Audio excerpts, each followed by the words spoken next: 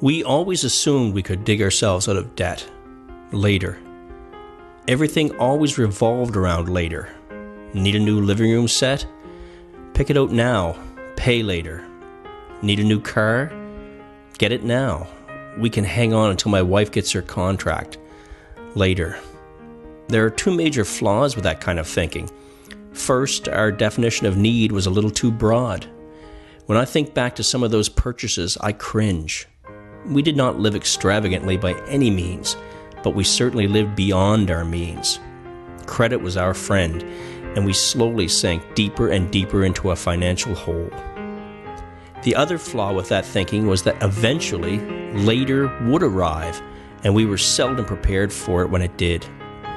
Our idea of setting aside money because we had purchased something on no payments for an entire year never worked out, no matter how sincere we were. There just always seemed to be something else that took priority.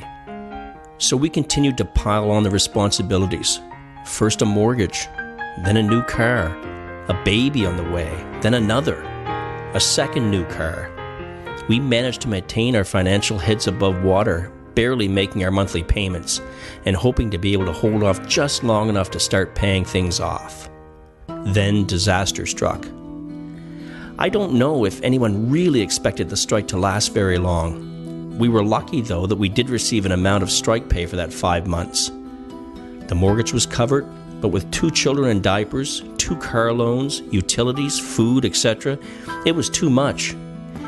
It's an unsettling feeling to have to put your groceries on a credit card because there's no money in your bank account. Our line of credit was exceeded. The phone calls started. The people on the other end weren't very sympathetic. The stress of those daily calls began to take its toll. Eventually, I was back at work and my wife secured a teaching contract. With the worst behind us, we figured that we could finally begin to dig ourselves out. But even though we were making payments, the damage was too great. Our creditors demanded back payments for the months we had defaulted, and we simply did not have the money to pay them as quickly as they wanted. Amazingly, their suggestion often was, "Is there anyone in your family or a friend you can borrow from?" We were being pressured to replace one debt with another. Enough was enough. Something had to change. Friends of ours were clients of credit counseling services and were quite happy with how they were starting to turn their own lives around. We talked about it and decided that we needed to set aside any shame or embarrassment that we felt. It was obvious that we couldn't do this on our own. We needed help. Our first session was very humbling. I can't say enough good things about the counselors, but it was still difficult to hand over a stack of bills and talk about the mess that we'd gotten ourselves into. Our counselor assured us that we had made the right decision and that together we could come up with a plan to get back on track. Then we cut up the credit cards. Our counselor was right. It didn't take long before the creditors' calls stopped and we were no longer afraid to answer the phone again. If someone did call who wanted to talk about our payments, we simply directed them to our client program specialist.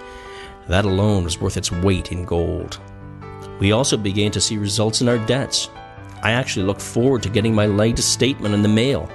I can remember when the first bill was paid off. It was a very small one, but the feeling of seeing it completely paid and knowing that more money would now be allocated toward another bill was a huge lift. Eventually, my wife and I would separate, and in doing so, separate our debt obligations.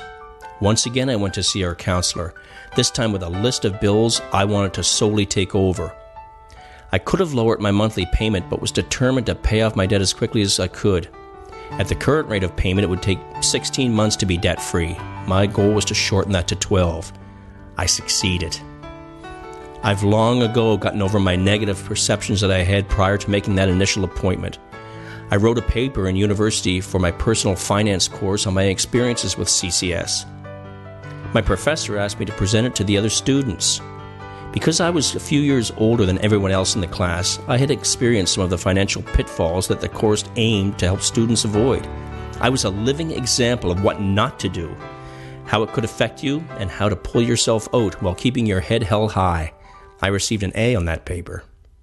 If anyone ever talks about credit counseling, I always say the same thing. I should have done it sooner. That's my single regret. Get past whatever emotion that is holding you back and realize that these people are professionals. Not once did I ever feel judged or looked down upon. The assistance that they provide is invaluable.